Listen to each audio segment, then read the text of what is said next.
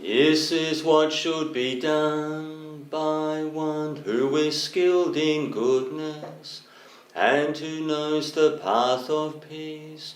Let them be able and upright, straightforward and gentle in speech, humble and not conceited, contented and easily satisfied, unburdened with duties, and frugal in their ways, peaceful and calm, and wise and skillful, not proud and demanding in nature. Let them not do the slightest thing that the wise would later reprove, wishing in gladness and in safety.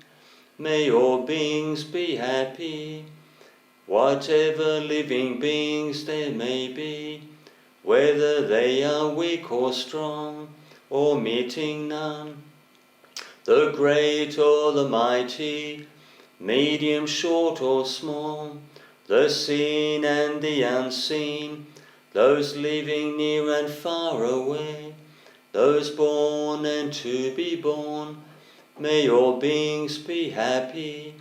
Let none deceive another, or despise any being in any state.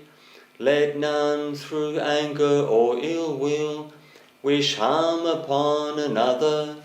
Even as a mother protects with her life her child, her only child, so with a boundless heart should one cherish all living beings, radiating kindness over the entire world, spreading upwards to the skies and downwards to the depths, outwards and unbounded, free from hatred and ill will, whether standing or walking, seated or lying down, free from drowsiness. One should sustain this recollection. This is said to be the sublime abiding, by not holding to fixed views. The pure-hearted one, having clarity of vision, being freed from all sense desires, is not born again into this world. All right, Ajahn, over to you. Great, thank you, Chris. Okay, so when we look at the experience of meditation, and naturally people will start the practice, for many different reasons. I mean, there can be a common theme with a vast majority of us, but some people can have a specialty interest in why they start to practice, either say in the short or long term. You can get people who start the meditation practice to increase their sharpness, alertness. Say with say sports or any kind of athletic endeavour. Even with students, students will tell you that people who have a daily practice, they've got an ability to sustain their focus, their attention much longer than they would normally, without the meditation practice. Because when you're actually training your mind to sustain attention on the breath or a mantra, or say the dark colour meditation, it gives you the ability, the faculty to sustain attention, much beyond your normal range, because you're looking at a training effect. And I've even heard the both Thai and even Asian students in general who come from, say, it could be a Buddhist, Taoist fraternity, say that they can usually sustain their attention during exam time or even in the library. Usually nothing less than 25 to 50% of their normal range. So you're seeing a training effect. So so right from students to sports sports people, even people like chess players, people who even are into professional gaming, or even who drive racing cars. There's a lot of benefit to increasing, say, sharpness and alertness, peripheral awareness in one's daily life, because with many of us, we're born with a certain set of faculties. We have, we're born with a certain capability which you can sharpen over time. But people who say, for example, especially if they're practicing meditation in the evening, they will definitely see a sharpness of the mind when they go to work the next day, because with all of us, it does. If you do long periods of meditation, it definitely does slow you down to a degree. People are very, very different the way they're affected. I mean, I knew an engineer. He used to sit up to about 2 hours in the morning and then go to work for the local city council. And I was curious, if he found it difficult to essentially stay on top of his work, and because you're doing projects which are very, very significant. Some of these projects, there can be easily $1 million, $5 million, and there's a lot of responsibility work involved. And even sitting for up to 2 hours, he was still able to remember and perform quite well with his with this engineer's position with the projects with the local council, which is quite interesting. Not everyone can do that. So, but usually you find the next day, once the main emphasis of the meditation is worn off, you will still get that enduring alertness, the sharpness of mind, an increase in speed, an improvement in memory.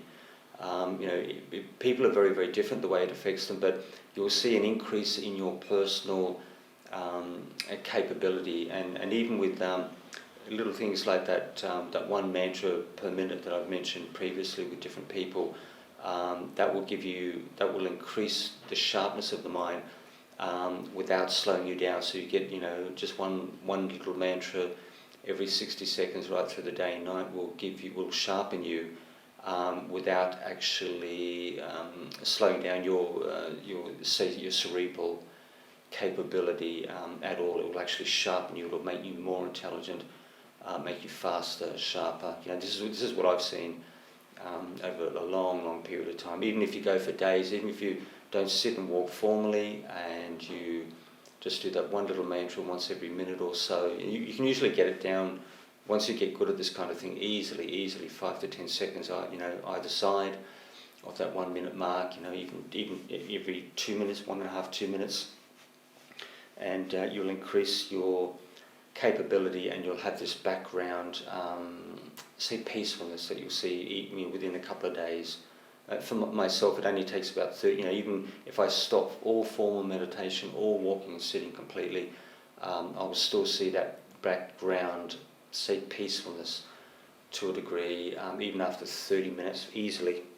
So you guys will, the regular meditators easily within probably hours. The beginner meditators within a couple of days, but it gives you like for people who are very interested meditation practice and want to see the effect on the mind, because to increase your capability, the capability of your mind, your brain, is something which is useful to the vast majority of the population, because as was it Albert Einstein said, that we only use, the average person only uses 10% of their cerebral capacity. So as all of you are aware that when you get people under hypnosis, then you can really start to see what the mind is capable of. You start to unlock the limitations of a person's mind. So so many benefits. But the classic benefits are peacefulness of mind, increase in attention, peripheral awareness, emotional stability, an increase in good qualities in the mind: kindness, compassion, tolerance, patience. Like the ability to what's the right word, to listen to others. Like emotional intelligence. The ability to listen to, and what's the right word, to empathise, to listen, to empathise, to understand, and be and connect, with other people. Like when we have, regular meditators come into the monastery, even if they're complete strangers, you can just see it, easily within minutes. You know they're a practitioner, because one thing that I notice in a very short space of time is whether it's male or female, those people who meditate on a daily basis. When they come upstairs, or you might have maybe a little chit chat when they come into the community, they're much better connected with you. The emotional intelligence, the ability to listen and connect with other people, it stands out. It's quite significant compared to the mainstream population. So, and you see the good qualities, the underlying good qualities that we all know. The more deeper human qualities that I've just mentioned. But there's quite a number. I could probably rattle off at least a dozen off the top of my head, but all of you would see that easily. You can see it with your Dhamma friends. You can see with the people that you meet in the general community, even if they're, say, Christian, Muslim, Hindu practitioners. There's a noticeable difference between the practitioners and the average person in general society. So, many benefits to draw from meditation practice, even if it's only 5 minutes a day. Some people are incredibly busy. Even 5 minutes a day. You do that for 30 days, and your family members, one's partner, one's children, will definitely see a difference with that kind of time span. Okay, so what we're going to do this evening, let me think.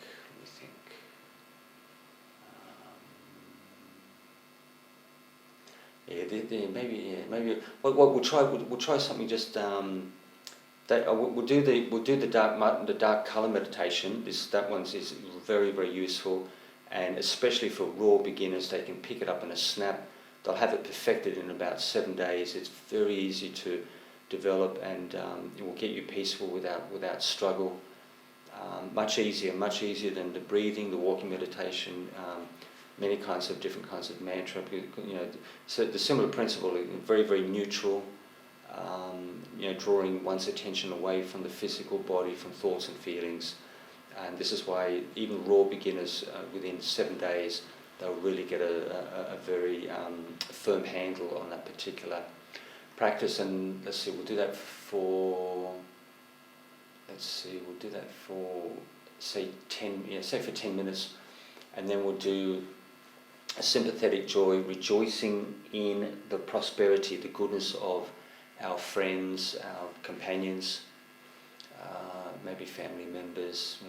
We'll choose one particular quality that we want to rejoice in. It could be with our friends and companions, that there may be something, say for example a close friend of yours, that person could be doing quite well in a certain area, a certain direction, and what we do is we'll do this kind of mantra format, and we'll develop a sense of a feeling of rejoicing in the goodness, the prosperity, the good fortune of our friend, our companion. And so we'll do that for say 5 minutes. So we'll do the dark color meditation for 10. We'll do the sympathetic joy meditation for 5 minutes continuously, like a mantra format. And then we will do the breathing meditation, focusing on just around the mouth section, which is very, very clear. It's reasonably sharp. Some people find this laser beam focus, it's not so easy. Not so easy for people. But when you focus on the feeling around the mouth with the breath just on the edge, very, very not difficult to track and follow.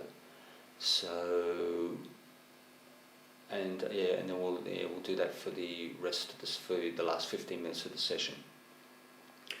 Okay, so get oneself in a comfortable position. Just make sure your back is straight and upright. upright. It's good to have your feet, it's good to have the hands together, and you can have your feet flat on the floor or your ankles crossed, depending what suits you, and have the chin upright but comfortable. Make sure you can breathe fully into the chest, nothing tight around the waist, around the neck, around the wrist, so you're physically quite comfortable. And so we'll make a start with the dark colour meditation. I want you to make sure some of you may have quite an excessive level of light in the room. So just make sure you're facing away from the light, because you need some darkness in the mind for the dark colour meditation. And so just focus on the darkness, just gaze into the darkness, that absence of light, and make that your object for the next 10 minutes.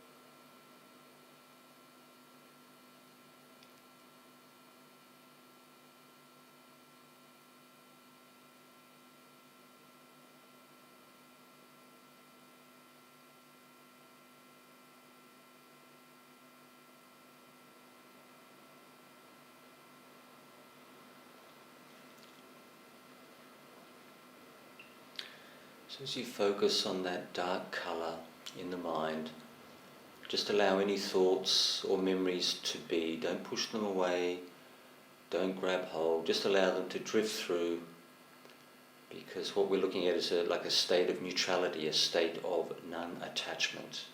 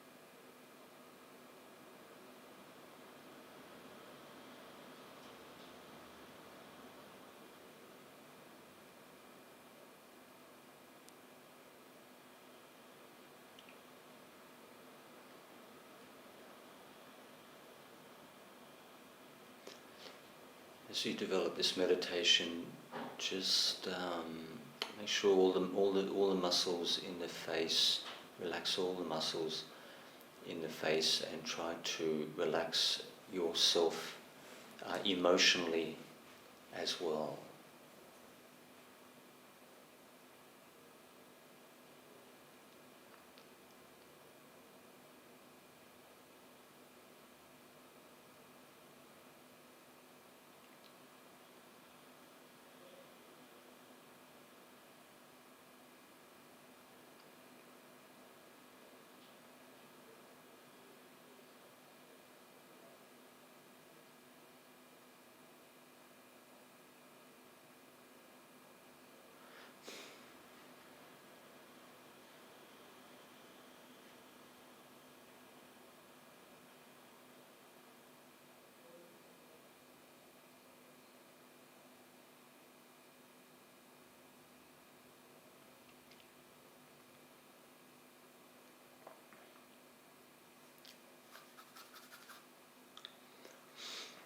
So now we'll move across to the sympathetic joy meditation, rejoicing in the goodness, prosperity, the success of our friends or companions. And the way it works is there's a slight overlap with the Brahma Viharas, but what we're looking at is whatever area that you consider to be important to one's friend. We're going to focus on that specifically. So, say for example, you have a friend who's very interested in finance and investment and making money and stocks and bonds and this kind of thing. What you can do, because that particular aspect is important to one's companion, so the actual word structure is, it could be, say, may my friend, may my friend have increasing wealth and prosperity and good fortune. Now, you know the words which are quite important to that individual. So, for example, you could have a person who's maybe a little bit, as an example, could be very shy, very reserved. Doesn't have a lot of friends. You could say something like, may my friend Benjamin, could be said, be confident, sociable, and increase their circle of friends. So you focus on that specific quality that you feel is good. Is good for one's friend, one's companion. It's something which would bring them a sense of happiness, some quality of life. It can be personal qualities, can be money, could be business success, could be even things like educational skills, academic skills. So may my friend and companion be such and such, be increasing in these particular good qualities, good fortune. So you'll know you'll know the wording which makes sense to you. So you choose that it starts with may my friend, companion be such and such, and you can choose any good qualities, anything on the worldly level, worldly success, money, confidence, good fortune, anything whatsoever, education, academic, that you feel is important to them, that you feel is good for their personal development. And then recite that mantra continually for the next 5 minutes. Just very relaxed and continuously, mentally, just silently in the mind.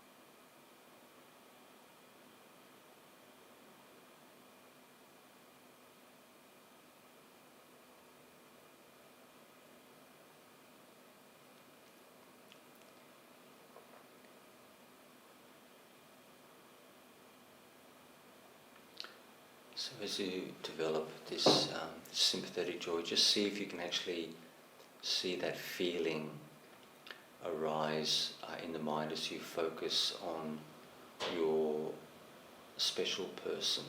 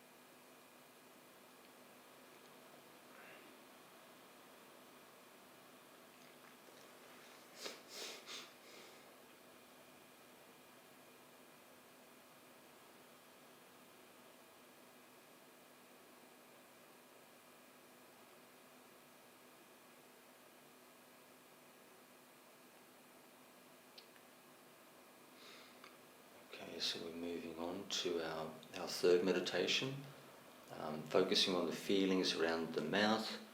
But to give this one a little bit of more strength, you can add this particular mantra that I do a lot of at this changeability principle. I always recommend this because it's, once you get this going, you'll really see how effective it is. I do the very firm form, but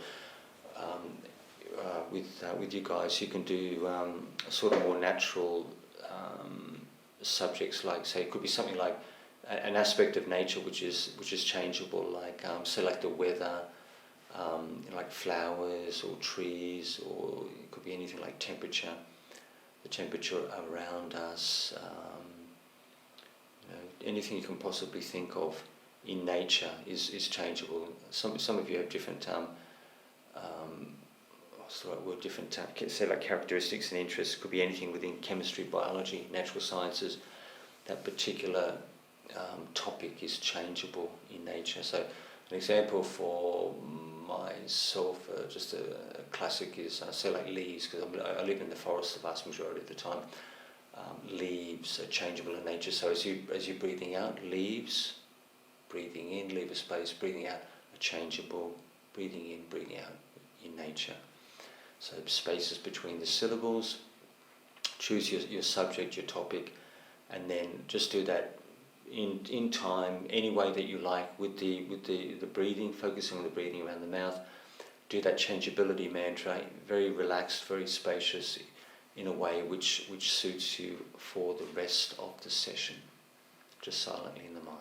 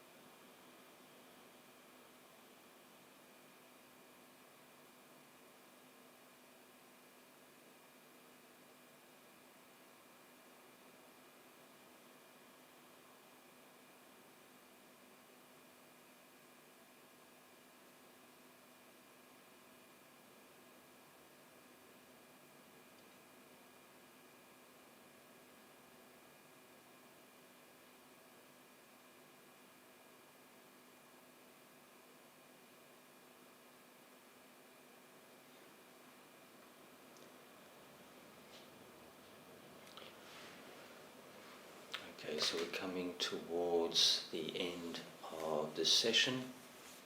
So just see how those 3 meditations affect the mind, and to see what actually works for you as an individual.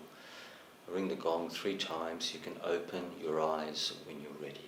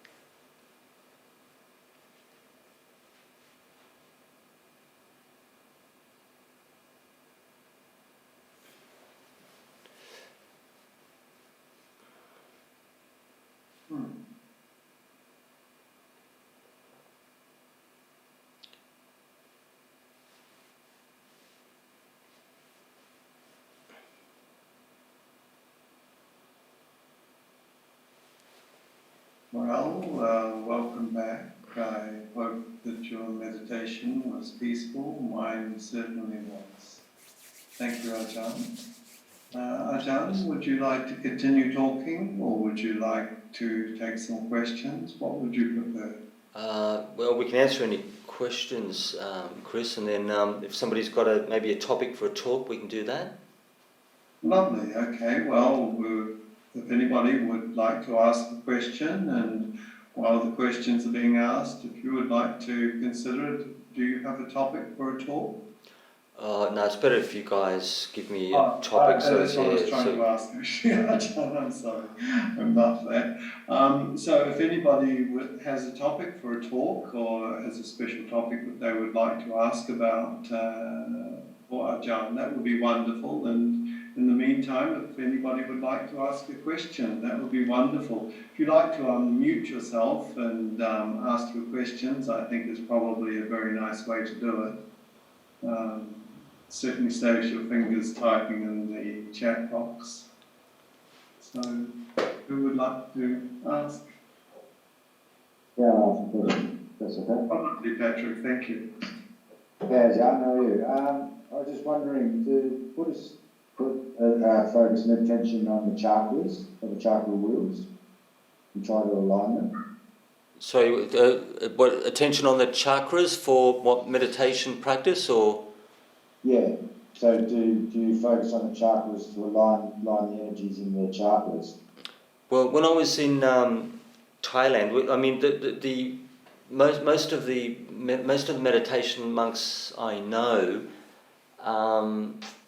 it's mainly like Southeast Asian fraternity. I mean, you'll definitely have probably I have heard of Tibetan monks who get involved with, say, chakra practice. When I was in Thailand, there were 2 Italian monks who specialised in the Kundalini yoga, and they would do 4 20-minute Kundalini meditations a day, and they had like specific guidelines when it came to food and beverages, but with their particular system, as you know, they would focus on the lower chakras, and they would focus, and they would use a visualization approach, and then over time they would move up the chakras and until they essentially reach the third eye. And supposedly when you reach the highest chakra and you actually master that with the visualization technique, then you should be, very, very close, or actually in, say, jhana absorption. But the thing is that for some people who they may have quite good, say, parami in this area, they may be quite, as a skill, they may be quite successful with this style. And if it's something which works very, very well for you and it's quite interesting, you get good results, this is the way you should go for whatever period of time that you choose, because people have past life development. They could have been doing this practice for 20, 30, 40 years in their last life, and so they're able to get established with this style, very, very quickly. So each person sees what works for them individually. But the thing is that when I spoke with those particular monks, particular practitioners, they didn't talk a lot about insight. I mean, I didn't actually ask them about insight practice, so I don't know what the limits are, whether that's actually incorporated within the system. They seem to be. They talked a lot about this realization of the jhana state which we have within the forest tradition. But the thing is that you're regarded at whatever level of peacefulness or tranquility or say like concentration's not really the right word, but the level of stillness, focus, sharpness of awareness. You've got to have your insight practice and your understanding, your insight it's got to be at the same level or slightly stronger, because you can have the most incredible samadhi meditation. You can have incredible states of peacefulness, stillness, but if you're not developing any wisdom with that, you're really wasting your time to a large degree, because you can do this for 2 or 3 lifetimes. You can have this level of meditation easily 2 or 3 lifetimes in a row. You can have it mastered right up to the top level of the the fourth Arupa jhana meditation, which is as high as you can go, within the jhana terminology, and then you have Nirodha Samapatti, which is a much more advanced stage which only enlightened people can attain. That Nirodha, that cessation of feeling and perception, that's only for enlightened people. But the mainstream practitioners can attain that. I mean, it's a very, very, very, very deep, very, very profound level of meditation. Even jhana states, it's not that easy. It takes, if you can do this kind of meditation, if you can get into that kind of meditation within 5 years of practice, it means that you've really put in a lot of work. For many years previously. It's not something which you can fluke it. You can do it. You can fluke it on a 7-9 day retreat. But the level of letting go, you have to let go of absolutely everything in this world. Your partner, children, all the things you love, the things you dislike. You have to let go of all attachment completely on the 5 sense level temporarily, in order to achieve that particular state. But it's only a temporary state. It's only a temporary state, and if you can get that level of meditation, you've got to develop your insight. You've really got to focus on changeability, on any kind of wisdom aspect, investigation, which comes naturally to you, or which works for you, because that's the name of the game here. It's all the foundation principles that we practice with the Sila, Samadhi, Panya, the threefold training within the Noble Eightfold, the Eightfold Path, mundane Eightfold Path, and the Noble Eightfold Path are incorporated into threefold training. And so the wisdom is the key principle. Everything, it's like the pyramid, all the foundation principles, all the foundation levels, it's all geared to attaining that deep wisdom which will break you through to the enlightenment stages. So no matter how incredible your meditation is or how mediocre, you've really got to focus on insight, understanding, wisdom in daily life. Even the most small stuff, the most trivial stuff. You know, don't underestimate how far it can take you if you do this on a regular basis, because every time you contemplate, you know, little bees or little birds in the garden, you know, it could be absolutely anything, could be a very you know, say garden variety feeling or experience. Every time you investigate your personal experience, your worldly phenomena, it increases the capability of the mind, the energy of the mind, the sharpness of the mind. You know, you see this even with elderly people who are quite reflective. They don't deteriorate anywhere near the same level as the average person, and their faculties tend to be sharper because it's a law of the mind that as you investigate, you know, with the enlightenment factors within the Buddhist understanding, you know, the first couple of factors, you have, so you have mindfulness, and then investigation of dhammas, investigation of personal experience, and then you will see energy arising in the mind, and it's something that you see within yourself. So whatever style of practice that you do, if you're getting good results with it, it's all well and good. You know, I know people who, I mean, Longpo Sumedho, who's very good with visualization techniques, would use coloured kasinas, would use, I mean, like specific colours, not the kind of colour, you know, not necessarily the colours that they use within the Visuddhimagga, you know, which is the manual of meditation, but colours that he actually liked himself on a personal level, and he would do things like he would change, you know, as he was going on Bindabat, he would change the colour of phenomena that was around him. You know, you need a fairly strong mind for this kind of thing. You know, he would visualize, you know, little things like little gremlins or little characters, you know, on the Bindabat, you know, like little playful characters running around, you know, doing little tricks and stuff. But it comes through the power of visualization. But you know, that kind of stuff, you know, it really, you know, to be successful with the meditation, it's got to be on a more wholesome perspective, because people can think, about absolutely anything whatsoever, but if it increases the underlying defilements in the mind, if it disturbs the mind, makes the mind unwholesome, then it's not the right direction to go. What you're aiming at is an increase in positivity, energy, good qualities. You know, that's the right way to go when it comes to any kind of meditation practice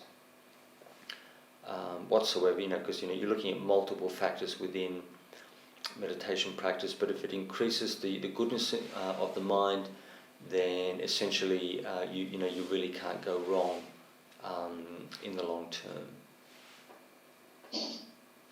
Thanks. You answered that well. Thank you. Is there anyone else would like to ask a question? You're most welcome to ask a question. Unmute yourself and ask a question if you would like.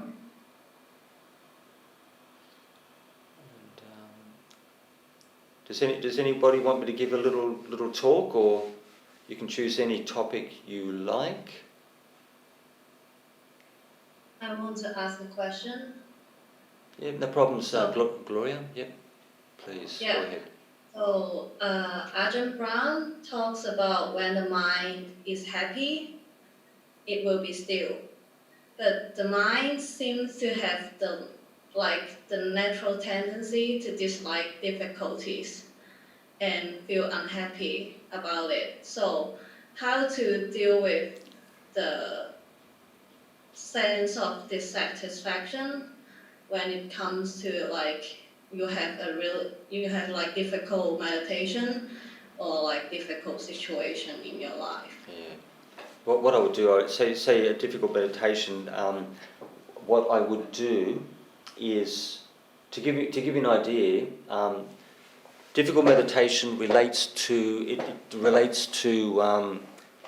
what's happening in your life. I mean, you with you guys, your lives are much more busy. You've got much more input. You're dealing with a lot more people, and potential stress than I am. But the thing is, when we're talking about decent meditation, and I've mentioned this before, but you need to actually experiment and put this one to the test. So even as we're doing the meditation tonight, I was focusing on the brain, the actual human brain, and the brain is changeable. So if you want to see good meditation, I mean, I'd experiment with the body practice, because you really don't want to waste too much time. You can do the fluffy, user-friendly anicca principle. The anicca thing is very firm. If you want good meditation, you do the anicca principle, because it really gives a sense of firmness.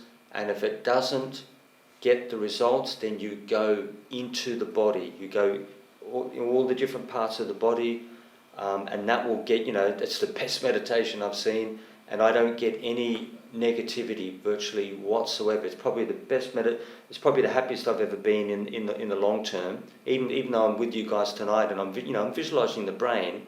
The brain is changeable as an organ, and even then I still feel quite good, quite positive. But you've got to put it to the test. You do natural, think natural things that you see in the world, and then. But if you really want to see good meditation, which is firm, for me it works well. I'm happy most of the time. It gives you a degree of sharpness, energy, and it's well worth experimenting with. You just feel your way. With dissatisfaction in daily life, you really need to contemplate. For example, with the monks, they have to go through stuff on a daily basis. There's problems, irritations, there's personal stuff. There's all sorts of stuff going on.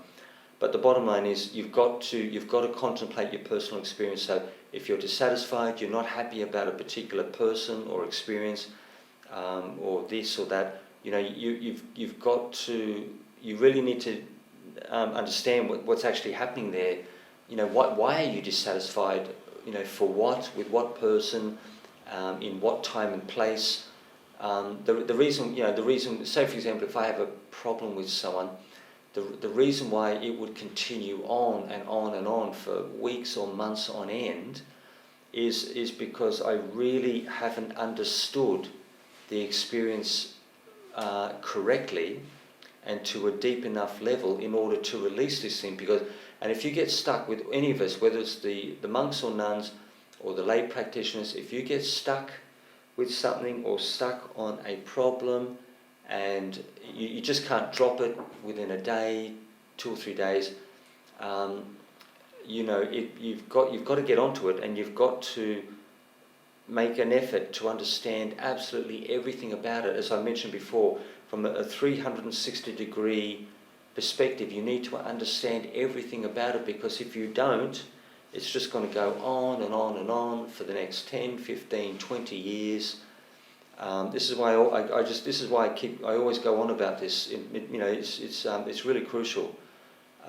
If you've got some difficulties, some problem, you've got to investigate.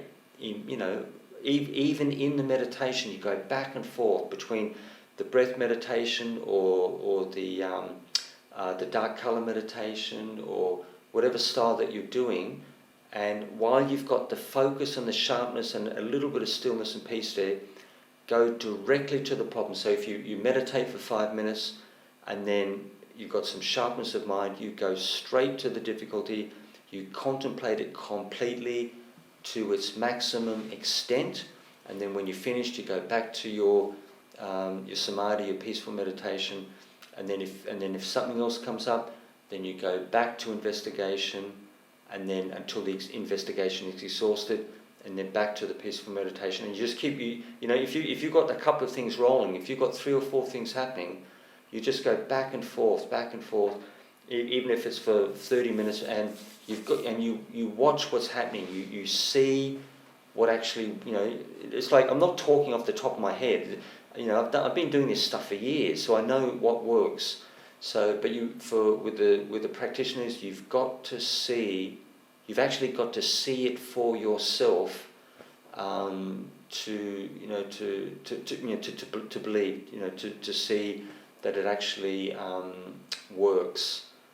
Because you're going to be going through this stuff for the next 30, 40, 50 years. So you've got to get your skill set sharp quite early. Don't get caught up with this kind of peaceful meditation. You've got to have the wisdom faculty. It's got to be there all the time. It's got to be slightly stronger all the way. The first 12 months, 5, 10, 20 years. Otherwise you can waste a lot of time. The practice will not be as good as you may like it to be. And the thing is, when it comes time for you to leave this life, people can leave, people can just leave any time. All sorts of things happen. It means that, if your wisdom faculty is very, very strong, it means your parami on an ultimate level will be strong when it comes to the karma and rebirth. Gives you a degree of protection, a degree of firmness, solidity with the practice, with the Buddhist path. You could be Christian and be very focused on meditation. So you're going to be thinking along the line of a Christian practitioner, or maybe Hindu, or even Muslim. But the bottom line is, if you get stuck, you've got to focus your attention right there. And you need to understand exactly what's happening. Completely. Not just one or two little aspects. You've got to exhaust. Exhaust the your avenue of inquiry. Did that make any sense, Gloria? Can I ask one follow-up question? Yep. Does that mean if you are stuck, you did not understand it completely? So if your brain can understand that it is not a big deal, but your emotional self just cannot understand it, does that mean you didn't understand it? Well, the bottom line is that when it comes to your personal experience, if you want to understand it in a nutshell, you've got to pay very close attention to your feelings and your emotional experience, because that's the bottom line. That is what's driving your thoughts, your moods, the direction of your life. Your feelings are the key principle when it comes to understanding oneself, when it comes to understanding other people. The way that you want to live your life, the way that you want to go with one's personal life. So the mind is very, very complicated. It's very, very tricky. But the bottom line is, you've got to understand yourself emotionally to a significant degree in order to release the personal stuff that we have difficulty with. So no matter how complicated it is, no matter how much you think, no matter how many feelings, how intense or how many feelings you're running from one minute to the next, the bottom line is that you have to focus on emotion, your emotional understanding, in order to free oneself from say personal stuff which can continue over time. Did I answer your question, Gloria, or? Oh yes, thank you. Okay, no problem. Thank you both, Gloria and Patrick. Both interesting questions. Does anyone else have a topic or a question they would like to ask?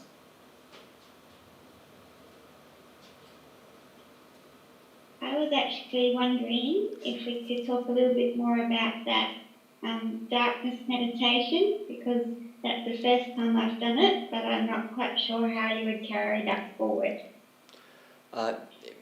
So with the dark colour meditation, I always recommend this for even with the raw beginners, and the way it works is this is the best way to do it. You sit either in a dark or semi-dark room, and you close your eyes, and for the vast majority of us, we see a dark colour in the mind, which is related to the absence of light.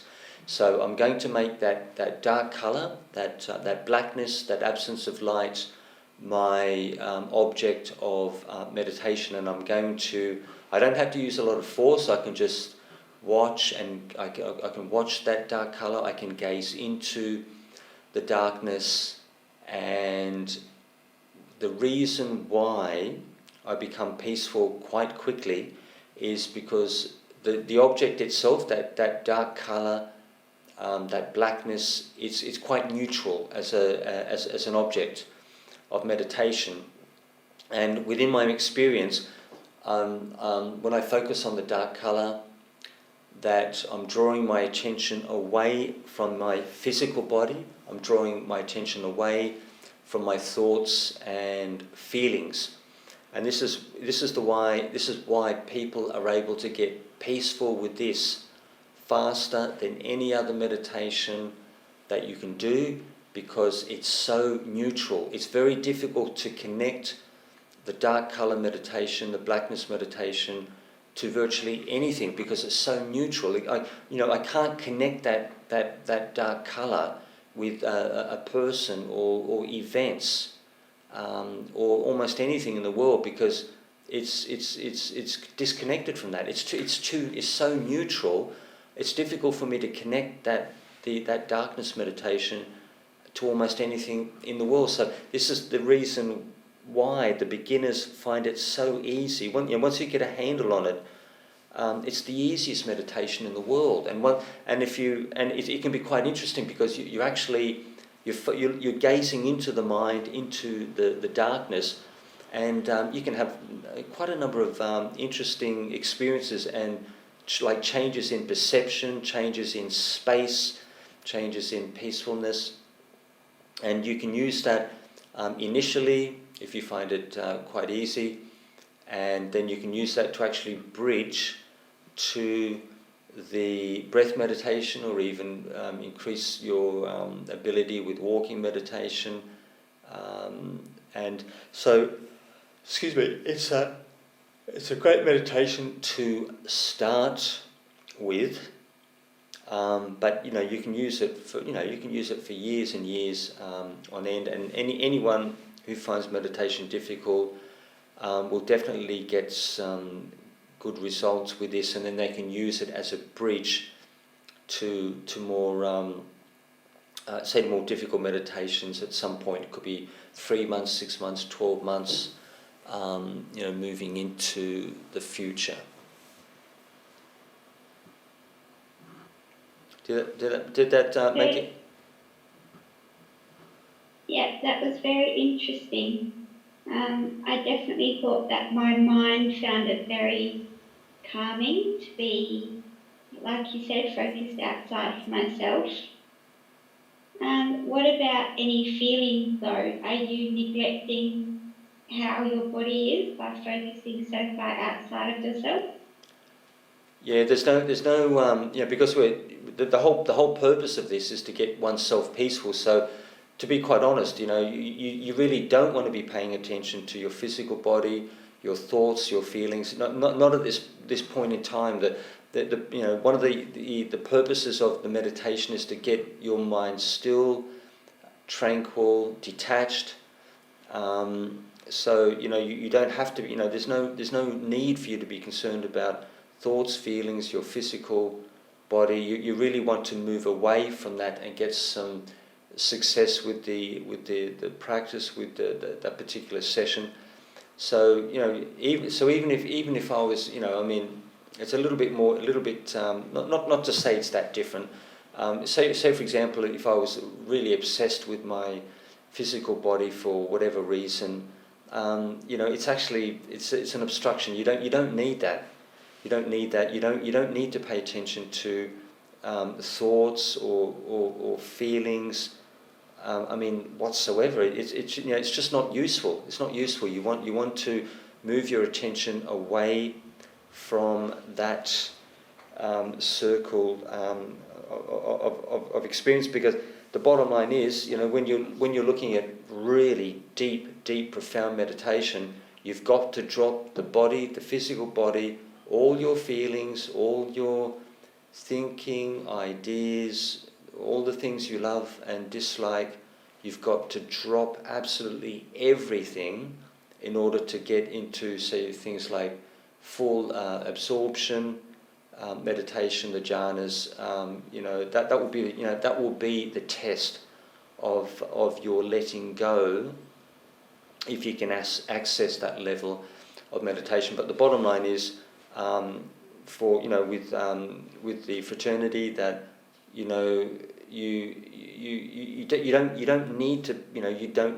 don't want to pay attention to this stuff, these things.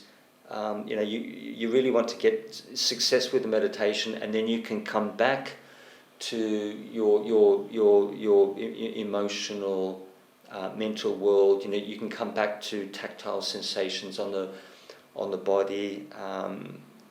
Because we have to function. It's fully understandable in human society. We have to walk and talk. We have to function. But in the meditation, you want to drop that. You want to drop that area as much as you possibly can. Thank you. No troubles. Does anybody else like to come in with the last question for the evening?